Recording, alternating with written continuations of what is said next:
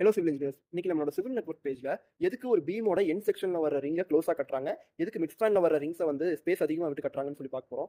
இதுக்கு நீங்க ஷியர்னு என்னன்னு அண்டர்ஸ்டாண்ட் பண்ணிட்டீங்கன்னா இது ஈஸியா புரிஞ்சிடும்.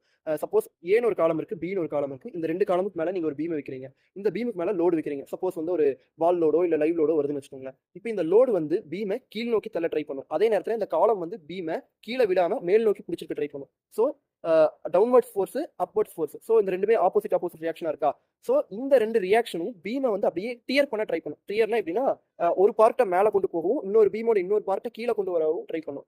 ஸோ இதுக்கு பேர் தான் ஷியர் ஃபோர்ஸ்.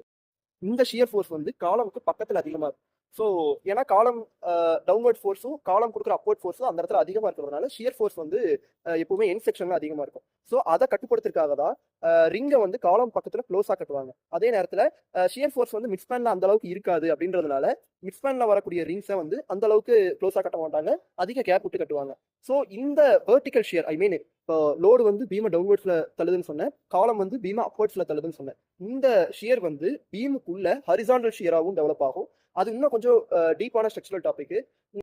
இந்த கண்டென்ட் உங்களுக்கு புரிஞ்சிருக்கும் நம்புறேன். ஷியர் ஃபோர்ஸ் அதிகமாக இருக்கிறதுனால தான் காலமுக்கு பக்கத்தில் பீமோட ரிங்கை வந்து க்ளோஸாக கட்டுறாங்க. இதே தான் காலமுக்கு பொருந்தும். அதாவது பீமும் காலமும் ஜாயிண்ட் ஆகிற அந்த இடத்துல வந்து ஷியர் அதிகமாக இருக்கும். அதனால காலம்ல போடுற ரிங்கை அந்த ஜங்ஷன் பக்கத்தில் வந்து ரொம்ப க்ளோஸாக கட்டுவாங்க. ஸோ இந்த மாதிரி மேலும் கண்டென்ட்ஸ் தெரிஞ்சுக்க எங்கள் பேஜை ஃபாலோ பண்ணுங்க. தேங்க்யூ.